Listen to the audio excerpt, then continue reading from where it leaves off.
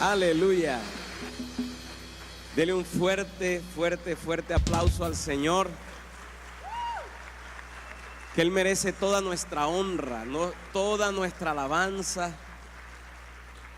Señor, te glorificamos en esta mañana, Jesús.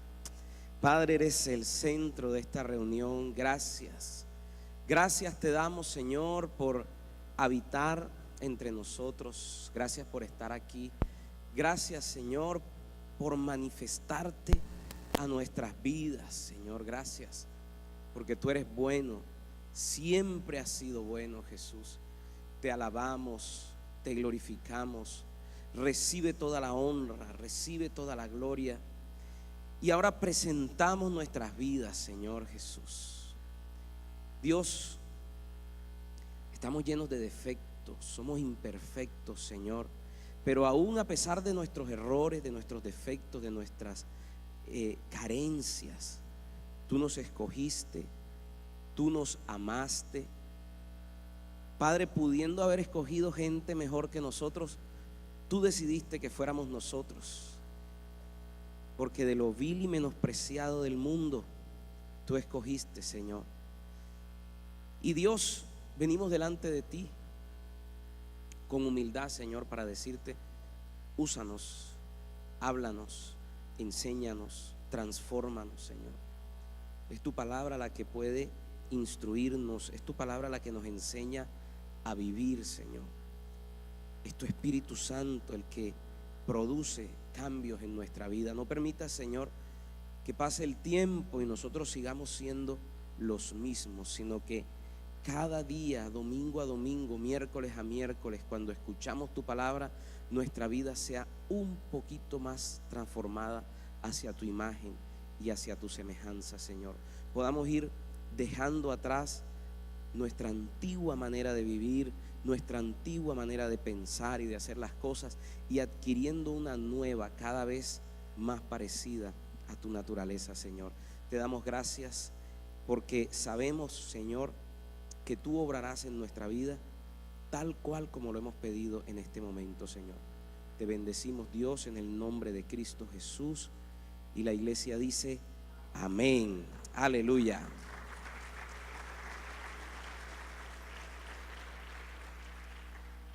Y bueno, hermano, sabe que pensaba en estos días cerramos el mes del amor y abrimos el mes de la vida cristiana. Entonces pensaba en algo que nos hablara del amor, pero que al mismo tiempo nos dé instrucciones de vida cristiana. Esto es un mes donde todo el tiempo estamos recibiendo instrucciones de cómo vivir, cómo espera Dios que nosotros vivamos. Y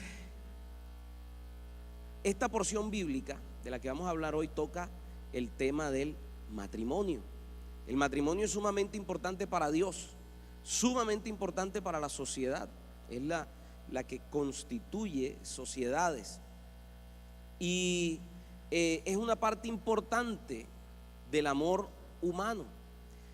Tan importante que muchos de los aspectos de la personalidad de Dios y de la relación de Dios con nosotros, Él nos los enseña hablando o haciendo analogías con el matrimonio. Así como en el matrimonio esto, así también Dios con nosotros. ¿Ve? Entonces es algo sumamente importante. Pero lastimosamente, en lo que nosotros vemos, lo que nos rodea, nuestra sociedad ha sacado a Dios del matrimonio. Y cuando tú sacas a Dios de la ecuación, hace que el matrimonio, como lo estamos viendo actualmente, se vuelva como una caricatura de lo que debía ser. Es decir, se ha desdibujado, se ha desfigurado el concepto y la figura del matrimonio. Con el pasar de los años es cada vez más difícil encontrar matrimonios conforme al original. Si nosotros recordamos nuestros padres y abuelos, y casi que entre más nos vamos hacia atrás, nosotros vemos matrimonios que se parecían un poco más a lo que Dios pide. Entonces nosotros hoy vemos que los casos de divorcio aumentan vertiginosamente. Las estadísticas de divorcio en los últimos años se han disparado de una manera impresionante.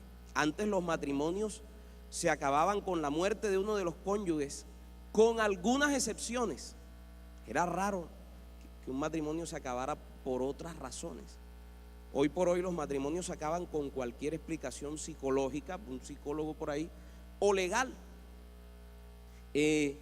Los matrimonios se acaban por decisión de ambos cónyuges o por la decisión unilateral de uno de los dos. Porque cuando uno de los dos decide, el otro simplemente tiene que, o muchas veces los dos toman la decisión de terminar por alguna teoría psicológica o porque salió una ley que dice esto, dice aquello. Entonces los dos o uno de los cónyuges llegan a la conclusión de que el matrimonio se debe acabar. Y aunque la Biblia sí contempla el divorcio en dos casos puntuales y específicos, uno, caso de fornicación, normalmente decimos no, que el caso de adulterio, pero fornicación abarca más que el adulterio. Adulterio es una de las cosas. ¿Qué es fornicación como tal? Pecado sexual, inmoralidad sexual, y dentro de esas está el adulterio. El adulterio es una inmoralidad sexual. Entonces es una de las cosas, o una de los, sí, de los puntos en los que la Biblia habla del divorcio o permite el divorcio. Y el otro es el abandono.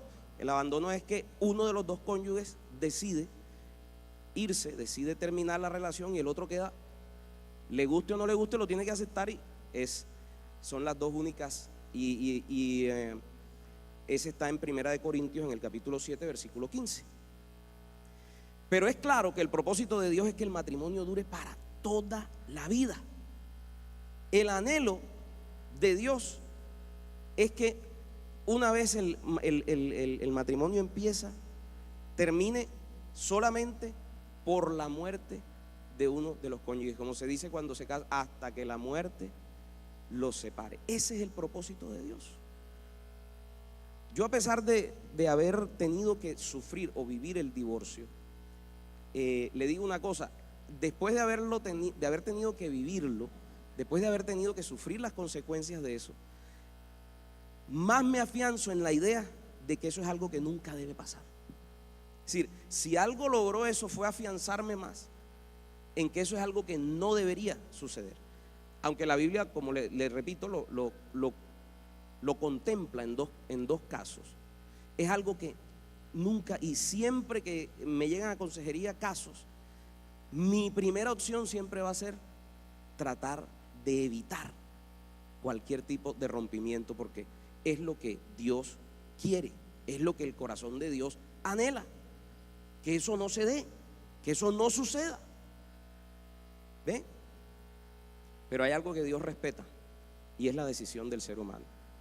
Cuando el ser humano decide, Dios respeta. ¿Ya? Entonces, eso. Entonces, ¿cuál es el modelo original? ¿Cuál es el modelo original? Vamos a mirar en la primera epístola del apóstol Pedro, en el capítulo 3. En los versículos del 1 al 7 se nos dan unas instrucciones de vida cristiana. Primera de Pedro, capítulo 3, versículos del 1 al 7. Es el modelo de Dios. Ni siquiera está en el Antiguo Testamento, estamos hablando del Nuevo Testamento. Primera epístola del apóstol San Pedro, capítulo 3, versículos del 1 al 7.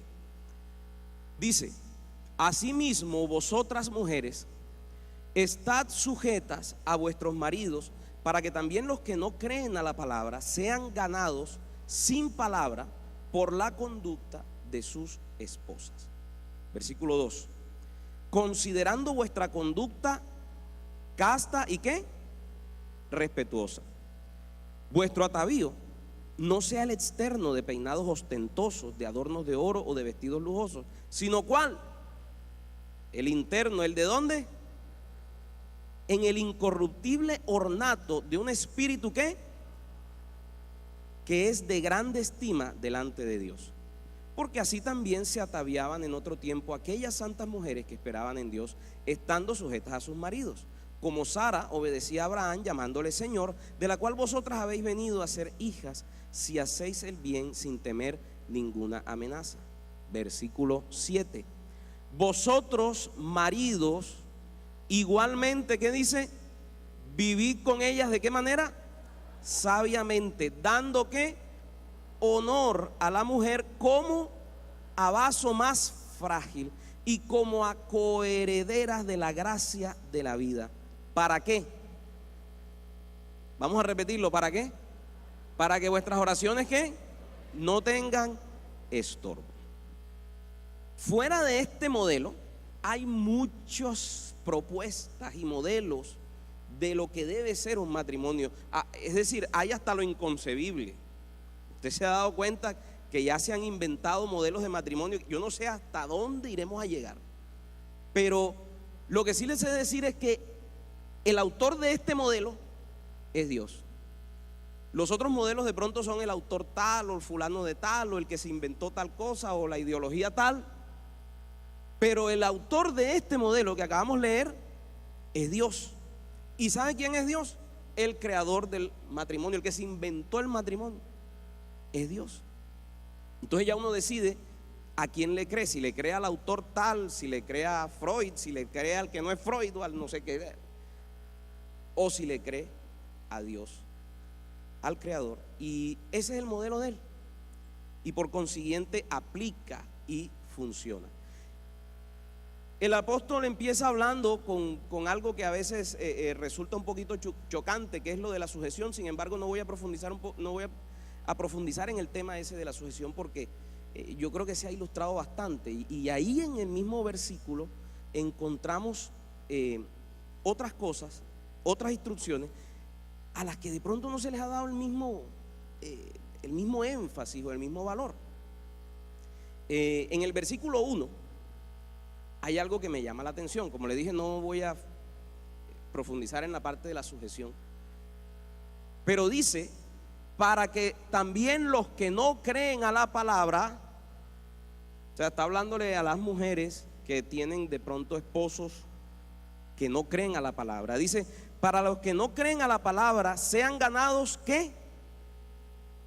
Ojo con eso, sean ganados sin palabra, porque normalmente nosotros ganamos almas para Cristo hablando, predicando. Pero en este modelo del matrimonio nos dice una forma supremamente efectiva para ganarse para Cristo el alma de un esposo. Y esa forma tan efectiva es ¿sin qué? Sin palabra. Pero bueno, si es sin palabra, entonces ¿cómo se gana? ¿Por medio de qué? Dice: sean ganados sin palabra por la ¿qué? Conducta de sus esposas. Miren, no hay forma más eficiente de conseguir cambios en la vida de un esposo que la conducta de una esposa. Yo he oído muchas mujeres: es que ¿cómo haría yo para que ese hombre cambie? Déjeme decirle, a veces se están utilizando demasiadas palabras. Se requieren menos palabras y más conducta. ¿Ve? Le voy a contar un caso de una pareja que conocí hace ya varios años, por ahí 2002. Ambos trabajaban para una de las más grandes empresas de Colombia, y ella recibió al Señor y empezó a congregarse. El esposo empieza a notar algunos cambios muy favorables en la conducta de su esposa, y empieza a notar también que los domingos temprano, ellos normalmente no se levantaban ninguno de los dos temprano, los domingos ella se levantaba temprano, se arreglaba bien arregladita, bien, se ponía bien pintosa, se llevaba a los niños pequeños y aparecía 2 horas, 2 horas y media después. Pero el hombre empezó a ver unos cambios tremendos en la conducta de ella. Y un buen día, él simplemente, ella se levantó, se arregló, y entonces él cuando la ve que está arreglándose y eso, y le dice: mira, yo voy contigo. Él no sabía Entonces ella incluso se fue de adelante, porque cuando él empezó a arreglarse, ella se fue adelante y después él le llegó. Y él cuando llegó y vio, ella se congregaba en Centro Bíblico, nuestra iglesia madre, allá en Barranquilla. Y cuando él llegó, dice que él no tuvo ni que oír la palabra. Él simplemente entró a ese lugar y cuando dijeron la decisión de fe, pasó adelante. Y de ahí, desde esa época al día de hoy, ese hombre nunca más se apartó del Señor.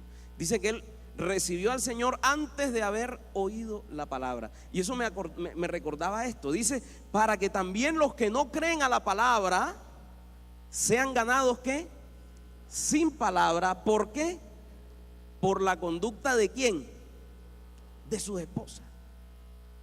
Mire, funcionaba en la época de Pedro y funciona hoy en el siglo XXI. Completamente aplicable en nuestros días. Mire, la conducta de una mujer es una herramienta poderosísima para producir cambios en un esposo. Es cierto que solamente Dios cambia una vida. También es cierto que usted no puede cambiar la esencia de una persona. Ahí me refiero de pronto un poquito a las solteras, que una de las mentiras más comunes que se comen las mujeres solteras es que, ay no, ahora que nos casemos él cambia. Falso. Sí cambia, pero para peor.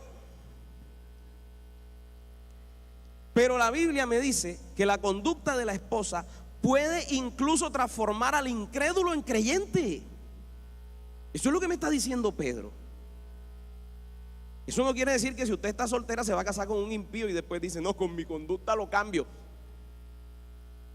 Aplican condiciones y restricciones.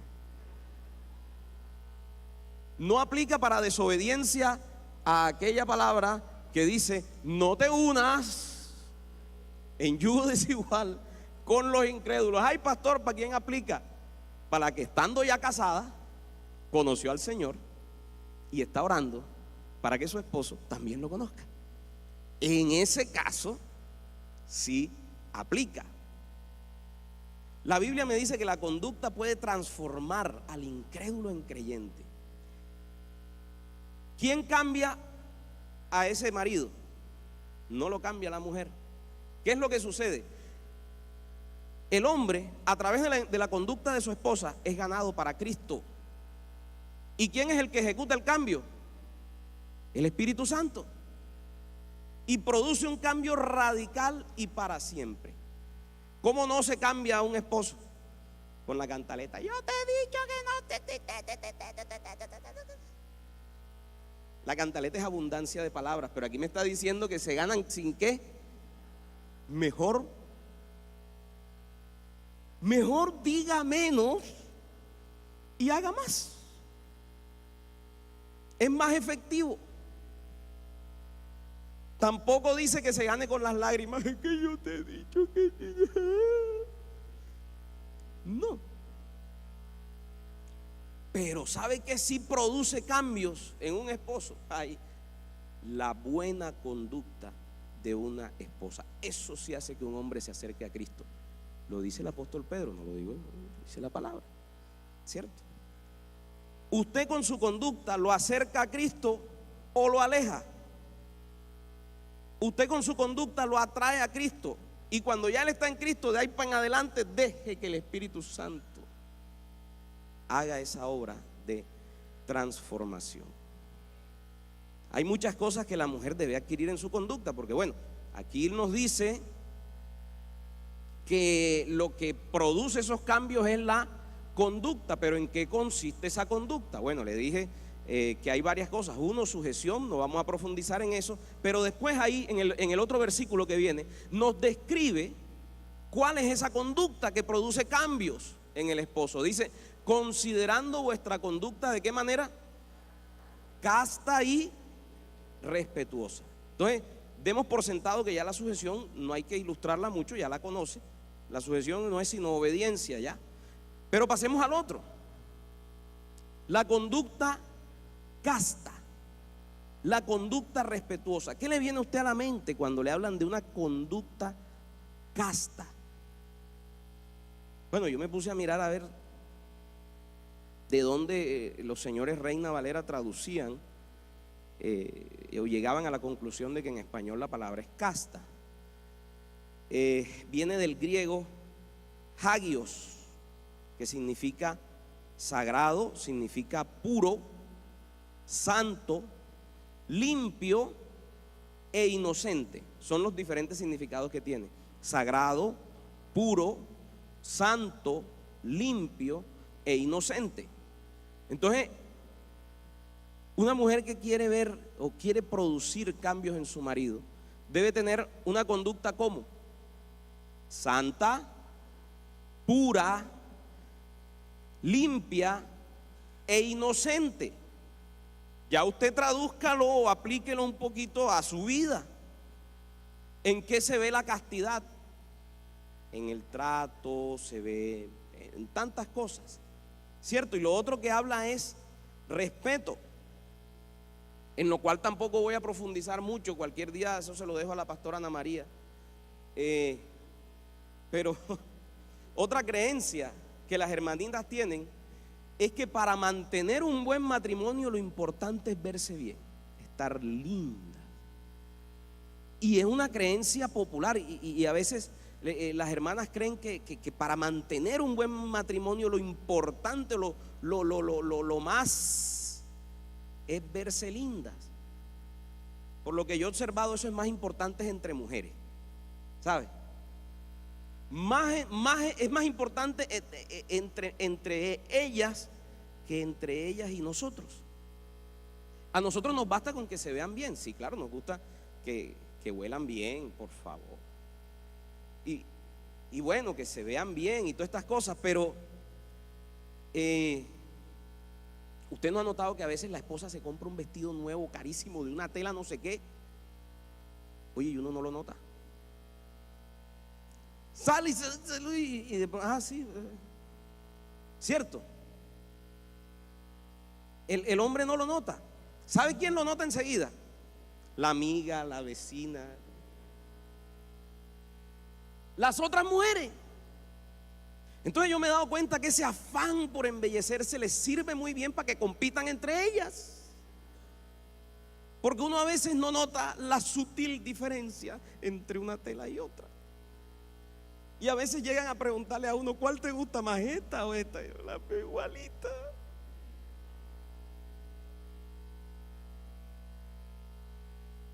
Para mantener un buen matrimonio son necesarias otras cosas más relevantes. Mire, uno no nota si la tela es fina, si el chiflón es de una cosa o de otra, o si el lino es del que no sé qué o del no sé cuándo. Uno no se da cuenta de eso. Eso se da cuenta, me parece que me la embarré, porque las oigo. Uno se da cuenta es de otras cosas. Uno no nota mucho entre el tono de este con el tono del otro. Uno lo ve rosado todo igual. O es rosado o es azul. Ve. Pero hay otras cosas que uno sí nota. Por eso el apóstol Pedro, en el versículo que sigue, en el versículo 3, dice: vuestro atavío no sea el externo de peinados ostentosos. Eso no va a afectar mucho a tu marido. Que si el peinado es de uno, si el peinado es del otro, que se lo hizo el peluquero bueno, el peluquero malo, que si se pasó la plancha tal o vea, eso no. Más hay unas que se echan que la queratina y que no sé qué, para que el pelo se vea liso, y de pronto el marido le gusta que esté crespadito. Y vea, a mí me gusta cuando estás así recién salida del baño, que se te ve el pelo así mojadito. Sí, o que ahí del hermano dice amén. Es verdad, oye. Es verdad.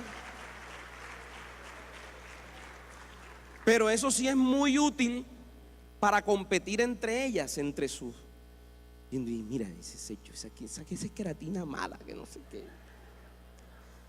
Sí, se le ve el pelo estirado, no sé qué. Pero hay otras cosas que su marido sí nota, y que son las que producen cambio, porque aquí estamos hablando de aquellas cosas, de la conducta de la mujer que producen cambios positivos en el hombre, ¿cierto? ¿A cuánto les gustaría ir produciendo cambios en la conducta de sus esposos, ¿cierto? Hay otras cosas, dice que una conducta, bueno, habla de la sujeción, pero dice de una conducta casta y una conducta respetuosa. Entonces por eso dice que vuestro atavío no sea el externo de peinados ostentosos, de adornos de oro, porque eso uno a veces no se da ni cuenta, sino cuál. Si no es el externo, ¿cuál? El interno. De ese sí nos damos cuenta nosotros. Ahí sí uno se las pilla completicas. Y cuando una mujer tiene bien adornado, dice, sino el interno, el del corazón, en el incorruptible ornato, o sea, adorno de un espíritu que afable y apacible. Ojo, que es de qué? De grande estima delante de Dios. Pueda que uno no se dé cuenta si el peinado tuvo 2, 3, 4 o 8 vueltas, pero uno sí se da cuenta si el corazón está adornado o no. Y dice de un espíritu afable y apacible. Aunque usted no lo crea, para nosotros es más importante el ornato interno, el decoro interno. Un espíritu afable, ¿qué quiere decir eso? Viene del griego, lo traducen del griego praus, que significa pacífico, humilde, gentil, manso, dulce. Oiga, eso sí se da cuenta uno cuando la mujer tiene un espíritu afable, apacible, dulce. Y de pronto la mujer está muy preocupada en que el tono de ese rosado no existe. Pero uno sí se da cuenta del espíritu afable. Y después dice apacible. Me fui al griego, viene de la palabra jesukios, que significa, ojo con esto, desistir de actividad o lenguaje. ¿Sabe qué es eso?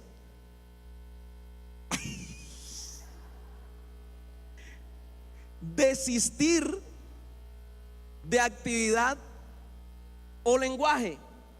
Un espíritu apacible es un espíritu que sabe que por dentro quiere, pero desiste y se queda calladita. Vea, y de eso uno sí se da cuenta. Este señor que me contaba ese testimonio me dice, mire, es que esta mujer era, pero de pronto yo me di cuenta que yo hacía ciertas cosas. Por ejemplo, salía del baño y lo mojaba. Y antes, cada vez que yo salía del baño y lo mojaba, pero el espíritu afable y apacible, el Espíritu Santo empezó a formar en ella un espíritu afable y apacible. Y entonces cuando el hombre salía del baño y lo dejaba mojado, ella desistía de actividad y de lenguaje. Y entonces venía y de pronto tomaba el trapero y entonces esta mujer, ¿qué le está pasando? Algo habrá pasado. Entonces él veía que él se afeitaba y entonces de pronto quedaban los pelitos de él. Y entonces ya no era, mira que no, sino que ella desistía de actividad y de lenguaje. Un espíritu afable y apacible. Vea, uno sí lo nota enseguida. Cuando uno llega al baño otra vez y ve, oye, no me dijo nada, lo limpió. Uno sí nota eso. El color de la tela no le paramos ni 5 bolas. Si el peinado estaba, pero uno sí nota eso. Y eso fue lo que este señor empezó a notar. Empezó a notar y dice, y aquí hay algo como que no es lo que yo he visto siempre, pero la cosa me gusta, la cosa está buena. ¿Sabe de dónde viene ese espíritu apacible? lo produce el Espíritu Santo. Dice que uno de los frutos del Espíritu es dominio propio. Entonces, cuando a usted le vienen esas ganas de poner una soga alrededor del cuello de su esposo y tirar para arriba lo más duro que puede, pero usted desiste, ¿ve? Eso es un fruto del Espíritu Santo en su vida. Oiga, es que a quién no le gustaría una mujer ¿cuántos quisieran una mujer afable y apacible? A cualquiera le gusta una mujer así. Mire, con una mujer con una conducta casta, respetuosa y con un espíritu afable. Vea, uno cambia la bonita por la fea. Llévate la bonita esta, déjame una feita así, pero afable y apacible. Mire, más importante que las consideraciones humanas es que esto es el consejo de Dios, porque además de lo que le he dicho de nuestra naturaleza como varones, ¿qué es lo que dice al final del versículo? Que ese espíritu afable y apacible es que de grande estima delante de Dios. Y yo he conocido mujeres que se enorgullecen de que son unas fieras. ¿Cuánto les gustan las mujeres feroces?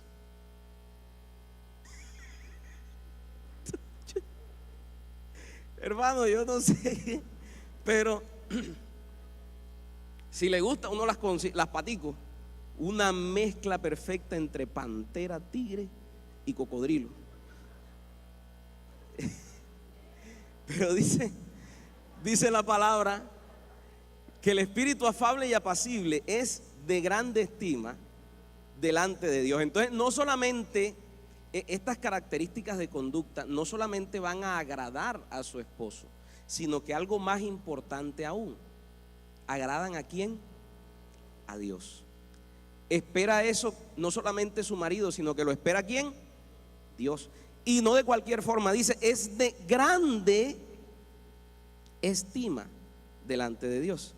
Entonces, si Dios lo aconseja, es porque funciona. Si usted quiere que las cosas funcionen, esa es su parte. Haga su parte. Lo demás, déjeselo a Dios. Ahora, tranquila, porque a su pareja le viene otro tanto. ¿Ve?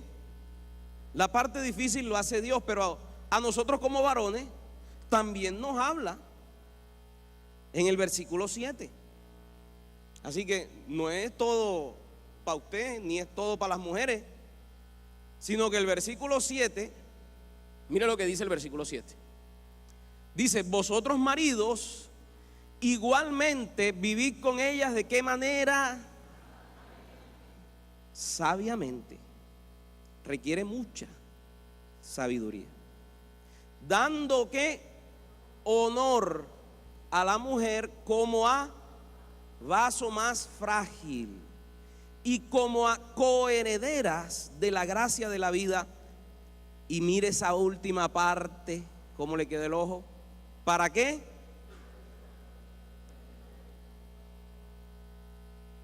Entonces vamos a ir mirándolo parte por parte, ¿no? Dice vivir con ellas ¿qué? Sabiamente. Y es que Dios sabe que la mujer no es fácil de entender.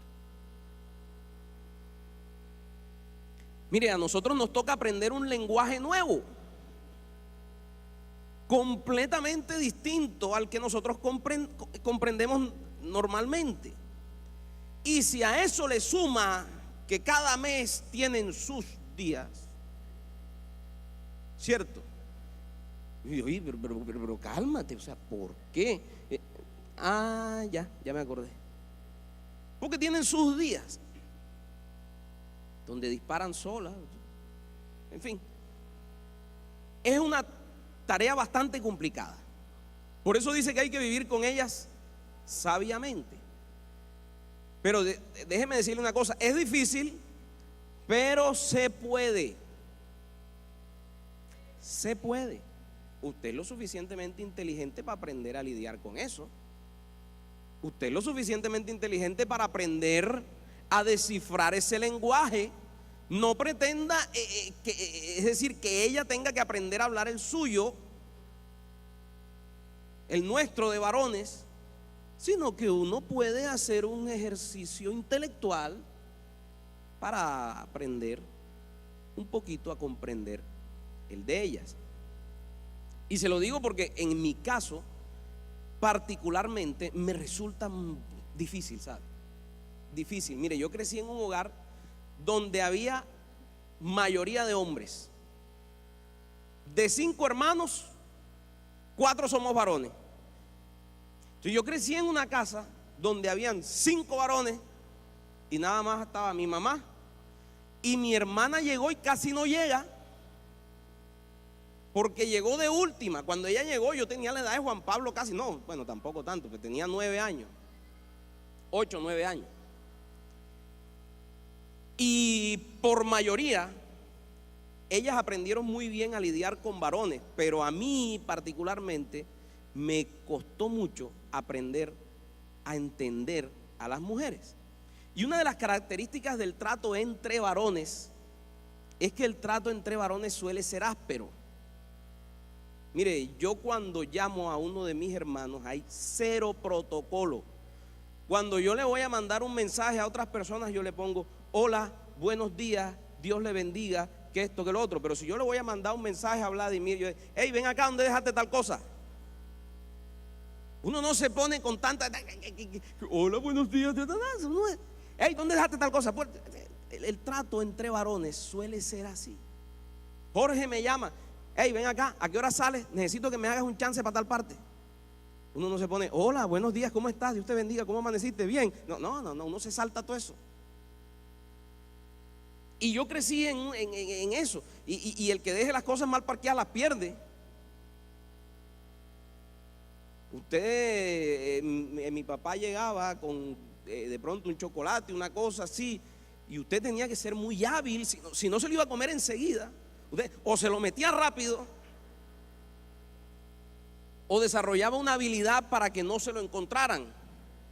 Y si se lo encontraban, usted llegaba al escondite y: perdiste, papi. El trato entre varones es duro, y entre nosotros era un trato así, ¿ya? Sin embargo, yo encuentro que me dice: dando honor a la mujer como a qué vaso más frágil. Yo empecé a entender un poquito eso cuando aprendí a tocar guitarra, porque las guitarras son de madera, pero es una madera muy frágil. Entonces yo no puedo tratar mi guitarra como trataba mis pesas. Yo tenía mis pesas en mi casa y todo, y yo de pronto podía coger y soltaba las pesas y ¡pum!, no pasaba nada. Pero con la guitarra había que ponerla bien. ¿Ve? Dice Colosenses en el capítulo 3, versículo 19: maridos, amad a vuestras mujeres. ¿Y qué? Imagínense, yo me acostumbré a un trato áspero. Para remate, cuando iba a entrar a 5º de primaria, me sacan del colegio alemán de Barranquilla y me meten al colegio San José.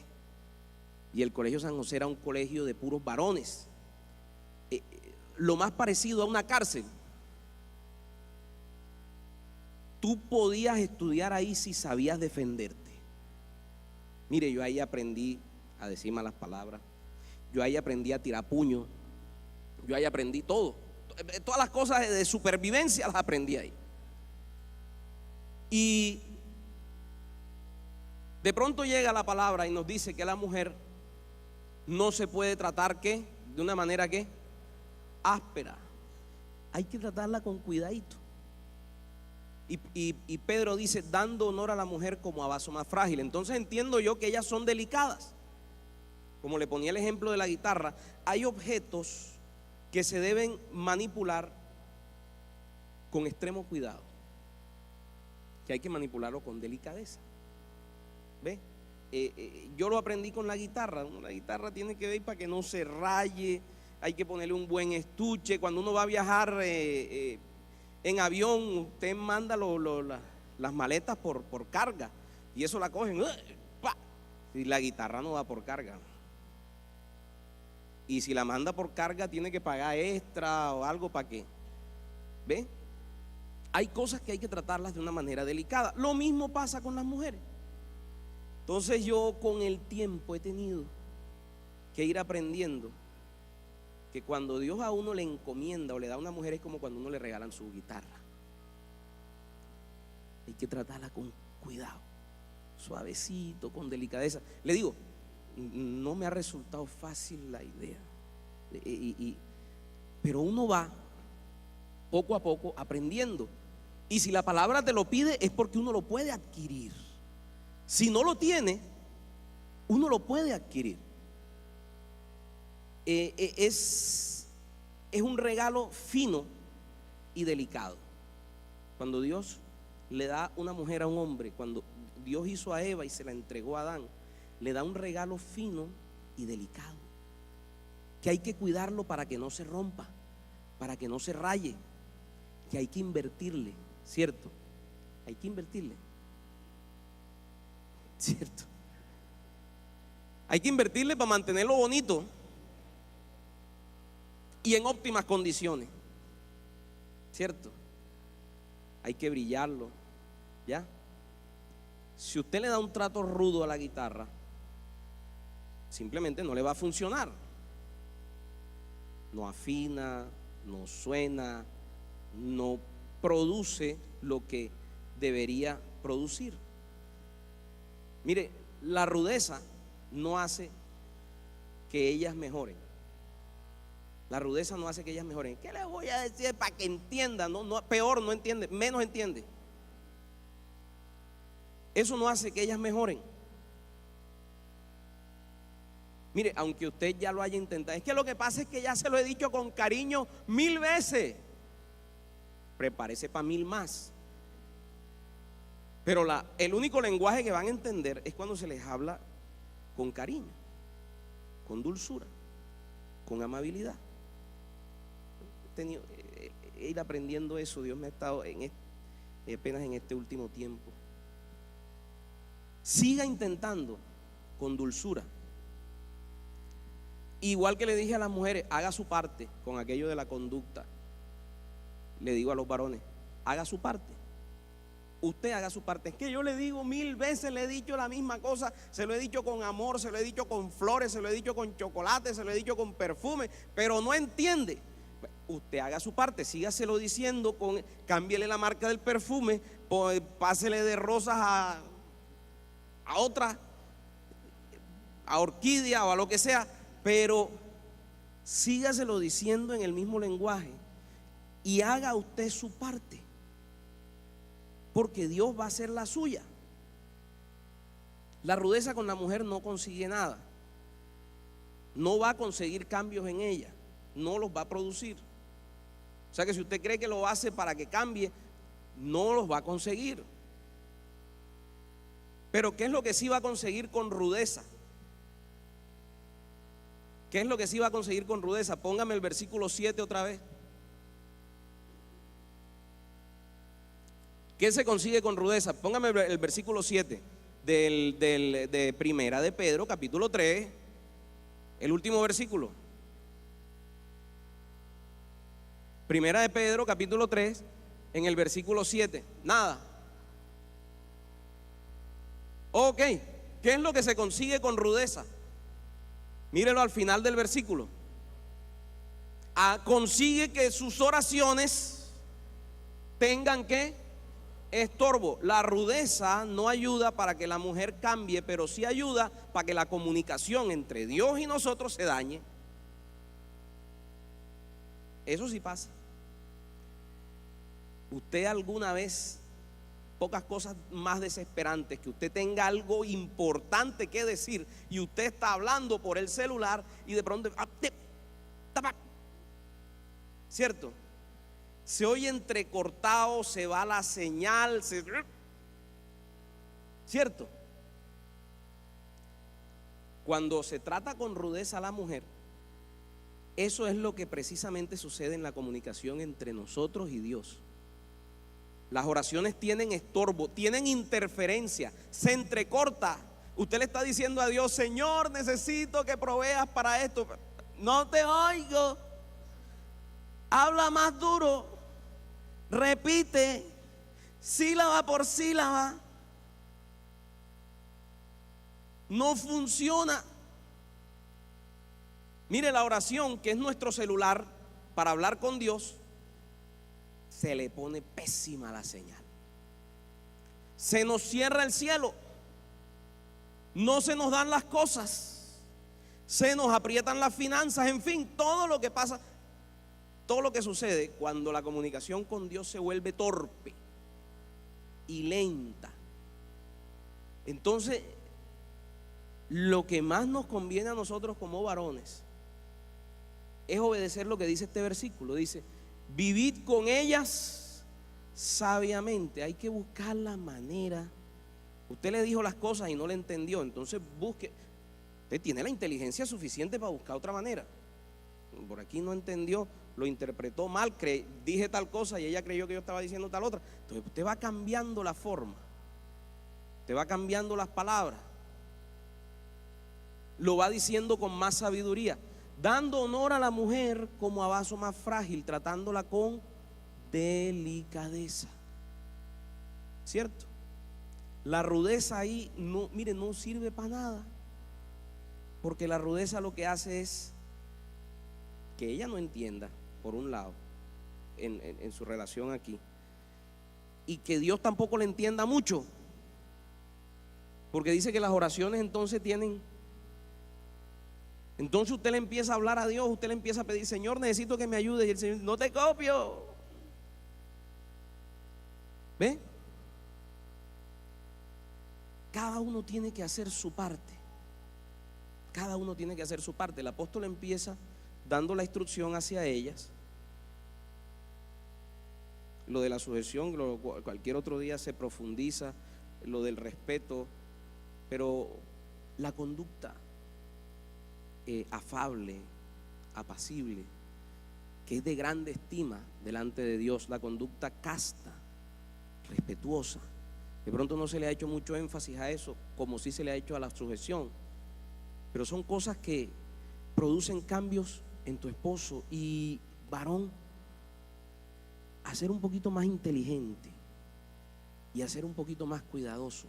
Toca manipular, así como usted cuando le entregan algo y le ponen un sticker que dice frágil. Caso de la mujer, frágil.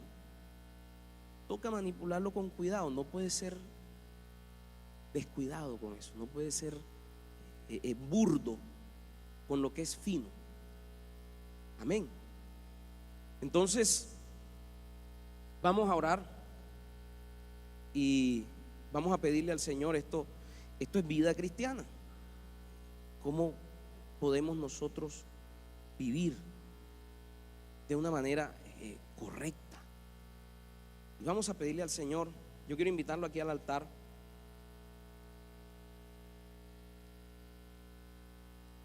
Vamos a pedirle al Señor que nos ayude a adquirir ese modelo. Ese es el modelo de Dios.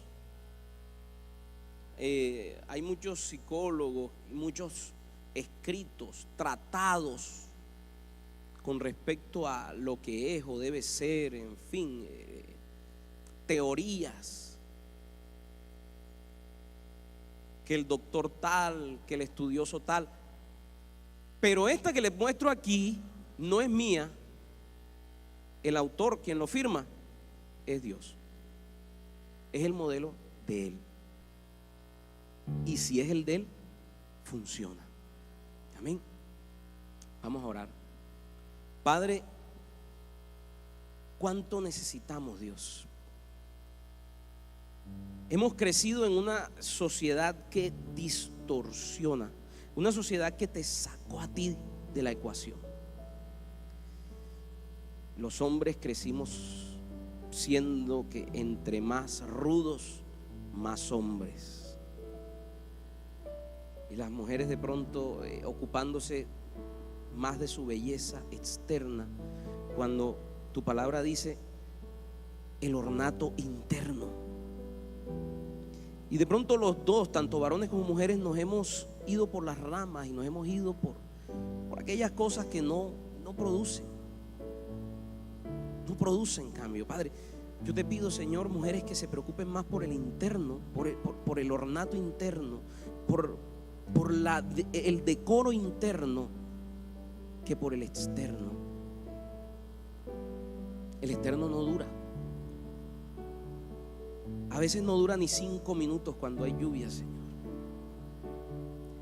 Pero el interno dura para toda la vida y produce cambios. Ayúdanos, Dios. También los varones a ser sabios. Cuando tú nos has regalado un regalo fino, delicado, no nos los dan cuando éramos niños, porque un niño no sabe y coge y rompe y tira, pero ya nos los das cuando somos adultos y ya hemos adquirido la capacidad, Señor, de diferenciar entre lo que se trata rudo y lo que se trata con delicadeza. Y ayúdanos, Señor, como varones, Dios, a poder dar ese trato.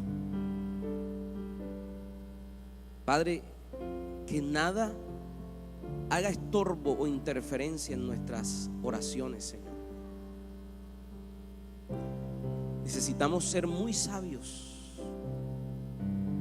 Yo te pido, Dios, que a cada varón seas tú dándole la estrategia, la sabiduría, Señor, para poder vivir, para poder tratar a su esposa, Señor, con la delicadeza como vaso frágil. Toda aspereza, bórrala, Señor, borra las cicatrices, las huellas que haya dejado la aspereza en el corazón de nuestras mujeres, Señor. Quita todas esas cicatrices, Señor. Sana, Dios, también los corazones de los hombres que han sido irrespetados, que no han sido reconocidos. Y ayúdanos, Dios, para poder vivir matrimonios de acuerdo al modelo original, al tuyo, al que tú firmaste, Señor, al que tú hiciste, Señor. Padre, gracias por la bendición de tener un hogar, de tener una familia, por la bendición de tener una pareja, de tener unos hijos. Gracias, Señor. Y ayúdanos a ser fieles, Señor. Mi despertar y mi atardecer,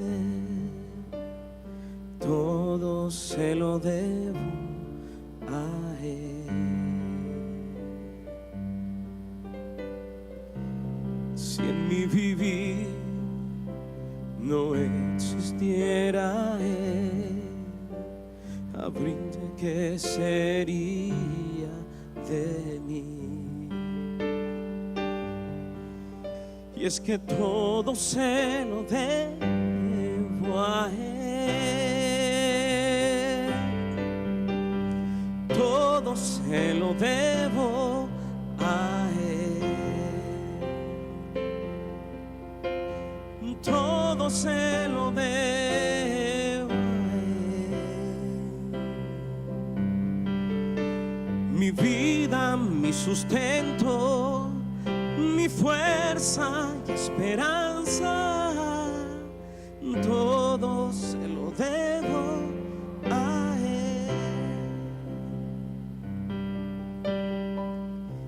Si en mi aliento no fuera Él el viento, no sé qué sería de mí. Y si de mi corazón no fuera Él el dueño, habría un vacío en mí. Si es que todo se lo debo a Él, todo se lo debo a Él.